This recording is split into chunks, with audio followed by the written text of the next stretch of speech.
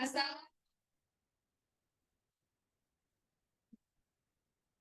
kami dari kelompok 1 akan mempresentasikan hasil diskusi kami mengenai materi sel.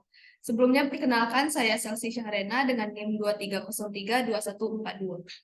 Saya Anissa Kina Putri dengan NIM 23032063. Saya Gina Senia dengan NIM 23032062. Saya Winda Rahmawati dengan NIM 23032039. Materi sel ini akan dijelaskan oleh Gina Sonia. Pertama, sejarah sel.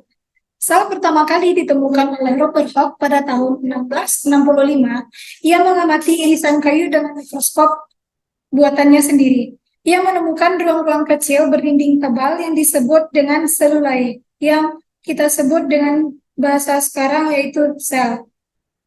Penemuan kedua ditemukan oleh ilmuwan Belanda bernama Anthony van Leeuwenhoek, merancang sebuah mikroskop kecil berlensa tunggal. Digunakan untuk mengamati air rendaman jerami, kemudian menemukan organisme yang bergerak-gerak di dalam air yang disebut dengan bakteri. Pengertian sel. Sel adalah unit terkecil makhluk hidup, baik struktural maupun fungsional. Secara struktural, sel merupakan satuan terkecil makhluk hidup yang dapat melaksanakan kehidupan, yang merupakan unit terkecil penyusun makhluk hidup. Dikemukakan oleh Jacob Skeileden dan Theodor Swan pada pengamatan sel tumbuhan dan sel hewan pada saat bersamaan.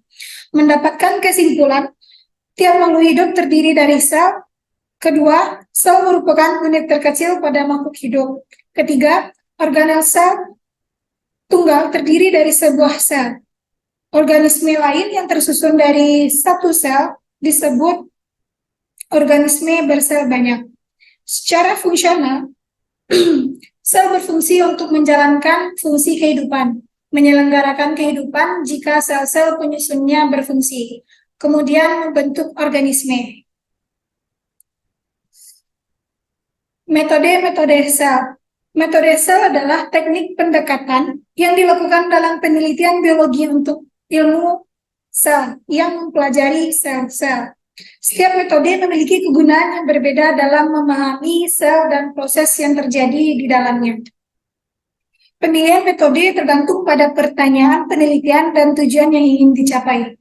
Metode pertama yaitu metode mikroskopi dengan jaringan dalam tumbuhan memang sangat kecil, jadi hanya menggunakan mikroskop. Kedua, metode biakan sel. Metode mengamati metabolisme dan pembelahan sel. Yang ketiga, metode fraksinasi sel. Metode yang memisahkan sel dan organel sel satu sama lain. Yang keempat, metode teknik DNA rekombinan. Metode penyisipan molekul DNA ke dalam vektor sehingga mengalami terjadinya perbanyakan sel.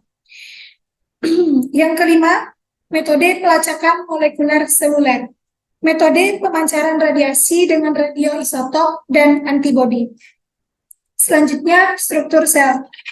Struktur sel terdiri dari 3 bagian pokok, yaitu 1. Membran sel, yaitu bagian terluar sel, guna mengontrol dan mengendalikan pertukaran zat. Yang kedua, sitoplasma, cairan yang terletak di dalam membran sel, mengandung organel sel seperti mitokondria, sitoplasma, kloroplas, ribosom, retikulum endoplasma, badan Golgi, lisosom, plastida, vakuola, vesikel, sitoskeleton, dan sentrosom. Yang ketiga, inti sel atau nukleus, guna mengendalikan seluruh kegiatan sel dan juga mengandung DNA. Selanjutnya, sifat-sifat sel. Sifat-sifat sel yang pertama yaitu hidup. Yang kedua, sel sangat kompleks dan terorganisir. Yang ketiga, sel memiliki materi genetik. Yang keempat, sel mempunyai kemampuan untuk memperbanyak diri. Yang kelima, sel memerlukan dan menggunakan energi. Yang keenam, Sel melakukan berbagai reaksi kimia. Yang ketujuh, sel melakukan berbagai aktivitas mekanik. Yang kedelapan, sel mampu memberi respon terhadap stimulan.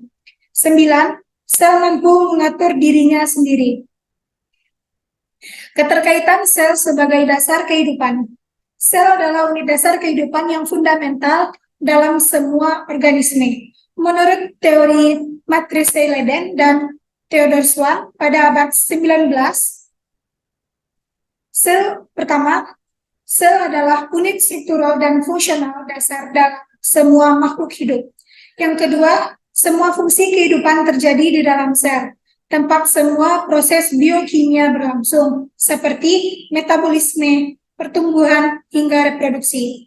Yang ketiga, reproduksi sel. Sel berkembang biak dengan pembelahan seperti mitosis, pembelahan sel somatik, dan meiosis, pembelahan sel reproduksi. Yang keempat, keturunan sel. Setiap sel berasal dari sel sebelumnya. Prinsip ini dikenal sebagai omniselula eselula, yang berarti semua sel berasal dari sel yang telah ada sebelumnya. Yang kelima, sel beragam, seperti sel otot, sel darah, sel saraf, dan lain-lain. Ini memiliki struktur dan fungsi yang sesuai dengan tugasnya di dalam tubuh. Keterkaitan ini menunjukkan untuk kita saling memahami kehidupan dan proses biologis. Sekian presentasi dari kelompok kami, lebih dan kurangnya mohon dimaafkan. Wassalamualaikum warahmatullahi wabarakatuh.